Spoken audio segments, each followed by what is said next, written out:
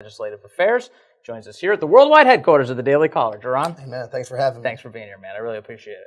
Okay, you've got a very interesting task ahead of you. We're just waiting now the final hours before we see whether or not the United States House of Representatives votes on what's called the First Step Act. This is known as criminal justice reform. Correct.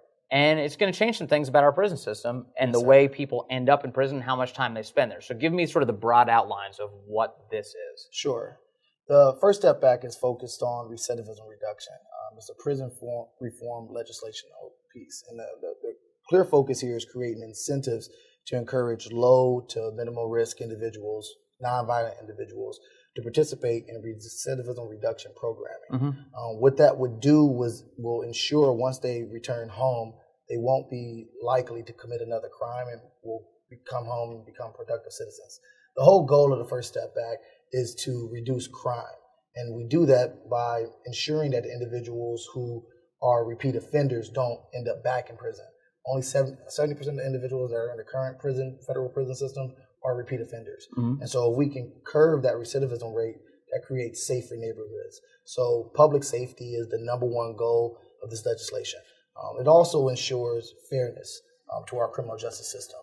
As you can imagine, during the 90s when they passed the three-strike rule, it had some negative effects on certain communities, specifically minority communities, where individuals got really harsh sentences. So if you commit a crime for the third time, Correct. Then that's it. In some cases, that's what, life sentences Life for sentences. some people. And in this legislation, we reduced that life sentence from life to 25 years. Okay. Judges, however, are still allowed to give someone the maximum penalty. And in some cases, that's still going to happen. But the minimum for the second, for the third crime is now reduced to 25 years. Okay. So what crime, for instance, has a third strike set up right now? there's some drug crimes, like if it's a person who's a repeat drug offender. Yes. What does that mean to be a drug offender, though? To use drugs or to sell drugs? Sell drugs, or move high quantities of drugs could end you up, put you in a federal prison. Right. Especially if you're moving drugs behind state lines, and depending on where you committed the crime and looking at your criminal history, right, it could land you to a lifetime. I've heard for years when you talk about like criminal justice reform and going easier on people who are like low-level drug offenders, the word low-level drug offender just means to me like somebody got caught smoking pot and now they're doing prison time. Sure. But it's not quite that easy, right? I mean, sure. There are people who are actually dealing drugs, and I wonder, especially from the perspective of the Trump administration, for which you work, you got an opioid crisis. Right. You have people who are actually being hurt by heroin and fentanyl and this stuff that's getting dealt on the streets. How do you both sort of accomplish the goal of getting people out of prison who deserve to be out, who paid their debt to society, while simultaneously guarding against more people being killed in an opioid crisis that's only getting worse? Sure. Well, for example, with this legislation and working with law enforcement, we created some exclusions that dealt specifically with heroin and fentanyl dealers.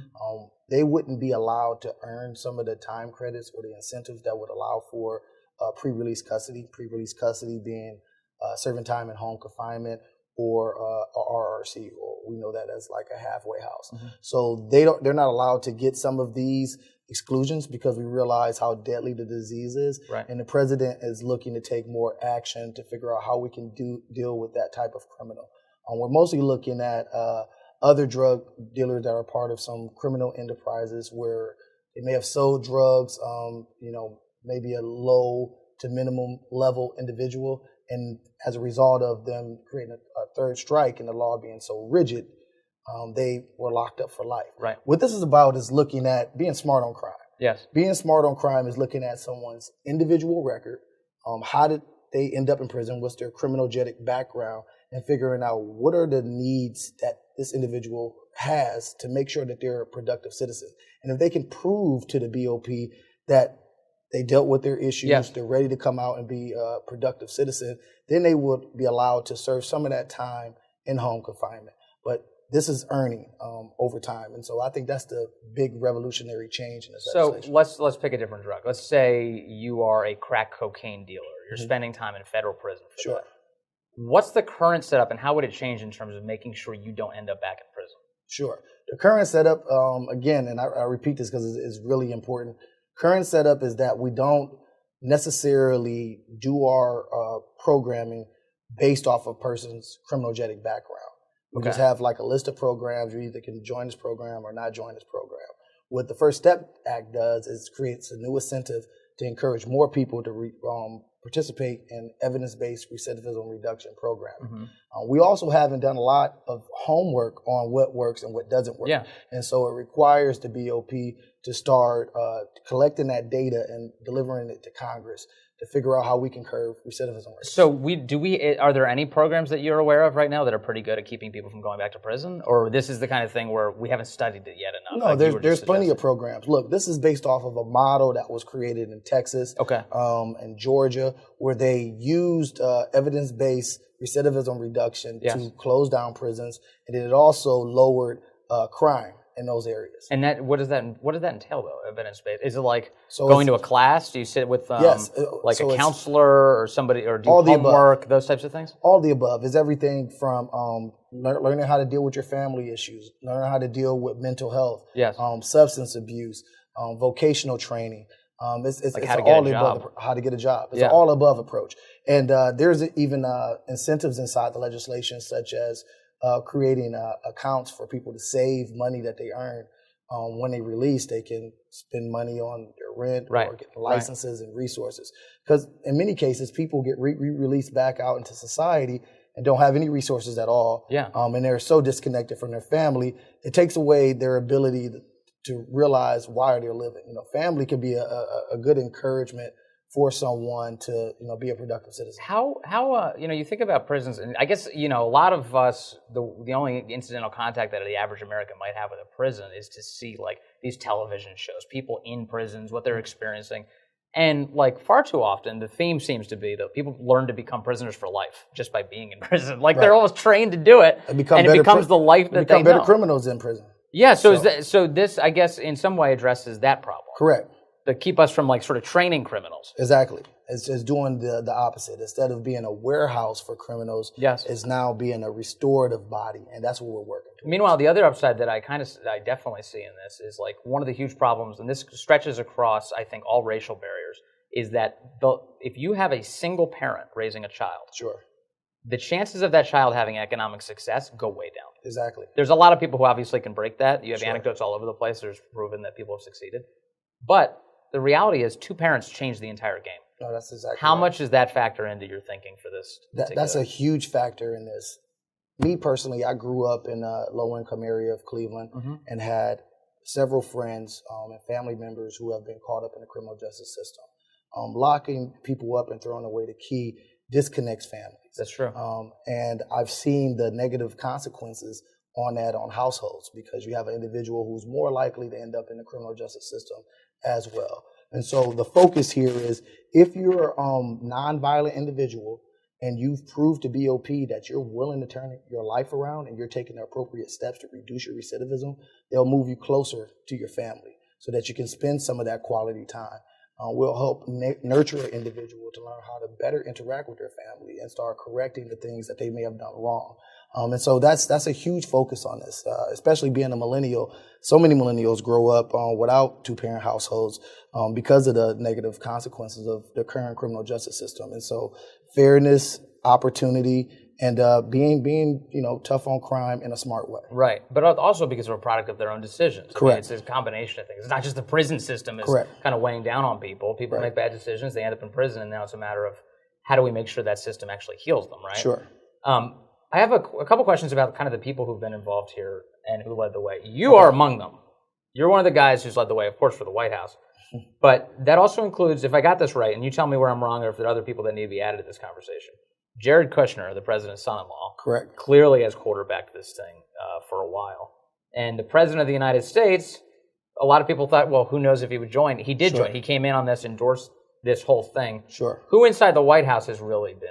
Well, one, I don't want to underestimate how powerful it's been to have the president's leadership on this. It sure helps, doesn't it? It literally opened up the path.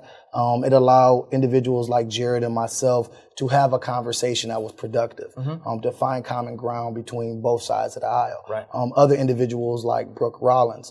We were blessed to have Brooke Rollins join our team because she ran the Texas Public Policy Foundation in Texas, and they were chief architect to some of the reforms that they did in Texas.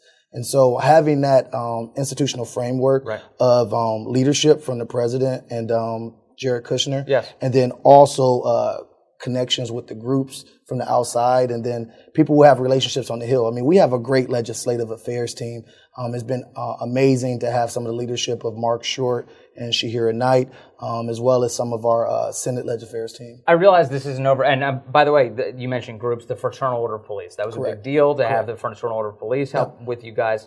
Also, a lot of good work by the Office of Public Liaison. So the celebrities involved in this too. Kim Kardashian and her husband Kanye West, and Jim Brown, who we saw in that Oval Office moment. He didn't say very much. Right. But how influential was he in this conversation? Very well spoken, though. The guy is extremely wise, and so it was a blessing to spend time with him, especially. So the little we saw him speak in public is actually not true. He was actually talking a lot about criminal justice reform. Very much so. He's a person who, when he says something, it's very important, and you listen, you pay attention when Jim Brown speaks. So I mostly described individuals who was inside the White House, but sure, we've had one of the biggest coalitions that you've ever seen on the left and the right. You got Van Jones on the same page as Donald Trump. That's Donald a big Trump, deal. And you got people like Freedom Partners, Heritage, individuals from the Koch Network, Mark Holden, Americans for Prosperity, Prison Fellowship, 2,000 different evangelical leaders. Yeah. You mentioned the Federal Order of Police, the International Association of Chiefs of Police. I mean, these law enforcement groups is really what moved the needle on this.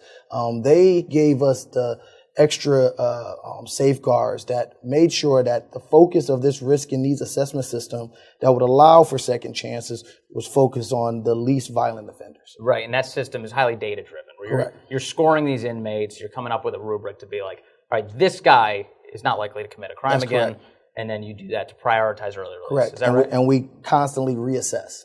So let me ask you, so we talk about all the people who are supporting it, and I got to ask you about the guys who basically stood in opposition to it. And principally led by Senator Tom Cotton. He's the guy who's basically led the charge on it. And his signature complaint seems to be that there's two categories of criminals who could be included in this early release. And among them are violent offenders and sex offenders. Now, is that true, and why is that okay, if so? So going back to what I said earlier, it takes an individualized approach on criminal justice reform. What we're trying to do is not try to have that one-size-fit-all approach, because there's history involved with all of these different items. And that's what we make account for. What did they actually did? What was the crime? And can we do things to make sure that they don't end up back here? Also, keep in mind that 95% of people who go to prison are coming back. And so what can we do in the prison system to ensure that the individuals that we can help and stop them from recidivating, incentivize them to participate in these programs to get there? And that's what this legislation does. I think it's more of a policy difference. There's a lot of individuals from the 90s and the 80s that are part of a Right on Crime coalition. And what we found is from leaders like Rick Perry in Texas, that you can be hard on crime and right on crime, but in the 21st century, let's be smart on crime. Let's figure out a way that we can bring communities together, that we can give people second chances, and so that we can focus our resources on the most violent offenders. So if you have somebody, he wrote in his National Review column this week, pushing back against this, and obviously it's passed the Senate, but none of his amendments did pass. He had 3 of them that he suggested. During that, he brought up the case of a guy named Richard Crawford. He's a NASCAR driver who's convicted in August of trying to force a 12-year-old to have sex, and he's been sentenced to 11 years in jail. His point, Cotton's point, is that, well, this bill would let him leave early by nearly 4 years should that happen. So in a situation like this, in Richard Crawford's conviction, what you're telling me is that the idea would be that the Bureau of Prisons is going to assess his individual case and assess whether or not he merits this. And this bill merely allows what? The permission of the Bureau of Prisons to say he could get out early on good behavior? Or decide if home confinement is appropriate for him. Pre-release custody could be a halfway house. And so the decision-making is up to the individual and their ability to earn. And in some cases, they would never, based off their criminal background, they may never be in a position to qualify for earned time credits. They may qualify for other benefits such as increased phone time or visitation rights. But it really depends on the individual. but we have strict parameters to make sure that it's not the violent offenders who get that. I mean, if you look in the very beginning of the bill, people skip this over. Yeah. It sets up the risk and needs assessment. And the second bullet under the risk and needs assessment is what's the risk of violence and what's the risk to society. So if you commit a violent crime, correct, logically, that increases the likeliness that you are a risk to society. Correct. And we have had this back and forth argument about exclusions. And exclusions just create those additional safeguards. Yes. The risk needs assessment in itself really takes care of most of that. I mean, the technical assistance we got from the Department of Justice showed us that, like, it's better just to not have an exclusion list. And it ended up becoming like a political back and forth of who's excluded and who's not excluded. And so we work closely with law enforcement such as FOP and international police, and we developed what exclusions made the most sense. Well, and Mr. Cruz also was very helpful with that, as well as Purdue. On this issue of one size fits all, which is of course not good. I mean, you want to be able to individually tailor punishments to fit crimes. Sure. But as you think about it, the whole reason why we started getting minimum sentences in the first place was you had judges who were being way too lenient in some cases, and finally Washington said, you know what, we're going to put some mandatory minimums in place so we don't have that problem anymore. Where are you on fearfulness about judges sort of not meting out justice the way it should happen? Sure. Well, we still have the mandatory minimums, and judges can still give a maximum penalty. I think that where we're going in society is figuring out why people commit crimes in the first place. And many will argue it's an opportunity issue. Now, don't get me wrong. You have some people who are just pretty bad individuals and they need to be locked up. And we want the system to focus on those individuals and making sure that they're not harming other folks. But just putting everyone together and throwing away the key is not the right way to reform our prison system. And so that's what we're trying to create here, a better system that's smarter, fairer, and keeps communities safe. And I guess the overarching question for you on this, for me, is when you look at crime rates, in the country's 30 largest cities, we are at historic lows when we measure crime rates. Now, there's all sorts of problems, of course, that we have to deal with. Murder rates, not good. But the crime rates are at lows historically. Why tinker with something that's working effectively for crime rates? Well, I've seen in certain cities, if let's take Cleveland, for example. Overall crime rates may be low, but then I can look at certain neighborhoods where they're high. It's just like the unemployment rate is low right now. Yes. But if you go in certain area codes, they have 30% unemployment rate for certain individuals. Good point. And that's what we have as a result. We have like a disparity of individuals, and the justice system is not treating everyone fairly. We've contained our crime to the areas we ignore. Correct. We just keep it all in there. Exactly. And pretend it doesn't happen. Right. So amazing stuff. All right. So last, just exit questions here for you. I know this is not over yet, so I don't want you to count your chickens. No, that's okay. But this fight, has there been any sticking points that you felt like, I'm glad we got over that hill? Like there were the tough fights that came along during this criminal justice reform negotiation. It's timing. It's a lot of politics with both sides. Yes. And I'm appreciative of having leadership like the president who are diligent. Having worked in Washington for over a decade for a lot of different teams, or a lot of good members. I always thought that what was missing in Washington was real leadership, the political courage just to get things done. And that's one thing that made everything different with this issue. While we were able to accomplish a lot of the things we have accomplished in 2 years, because we had someone who had the political courage to step out there and say, you know what, we're going to get things done. We're going to bring people together, and we're going to produce the right outcomes. And we're going to change the way we do things and create opportunity for all Americans. And honestly, that even during the tough moments, knowing that we had that type of leadership and that diligence made me a lot more hopeful than I have been in the past. As you're talking about this, I think about the President of the United States. He's gotten a lot of flack by the way, almost without evidence ever when you hear this phrase, that he's a racist. Right. That he is somehow anti-black. Right. When this bill, in particular, I think the NAACP is like openly supporting it. Yes. And there's this will be probably, I think, the most consequential bipartisan piece of legislation that he gets through. Why is anybody left with that conclusion? And by the way, why do you work for the White House in that framework? Can you? I mean, can you explain all of this to me? Well, I can. Honestly, any Republican, Mitt Romney could have been president, and that same argument would have been. I think that was actually made about Mitt Romney. Exactly. President Bush, you can pick any Republican leader, and that same caricature is painted with them. Yes. And it's been done for far too long. You know, I grew up a Democrat, and I also grew up in a community of mostly Democrats. And what I learned once I went to Washington is that everybody is humans, and everybody cares about their families, and they care about being successful and figuring out how we can create better communities. And what I saw was that you have races on both sides, Democrat and Republican. And also I learned that it's about values. And being a Republican is about individuality and freedom of speech. And so in doing that, and in the president's leadership, he showed that, like, I can be authentic, but people try to put him in a box, which is just not true. The proof is in the pudding. Opportunity zones, the work we've done on HBCUs, the work we're doing on criminal justice reform, the work we're working on with minority entrepreneurship. I mean, the proof is in the pudding. And we've had advocates come out like Jim Brown, who's traditionally always been a activist and leader in the Black community. And then all of a sudden people want to paint him something that he isn't, right? Or, we got Bob Johnson coming out and supporting the president's executive order. Yes. And so I would look at the policy and the people that are surrounding the president, and that speaks for itself.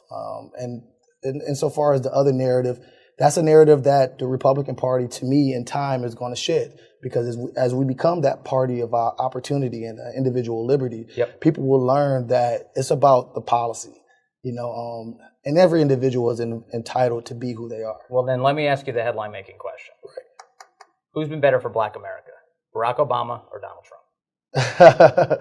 No, the funny thing is that, like, I respect President Obama. I mean, he's the first African-American president. That's true. And, being an African-American, that's something to look up to.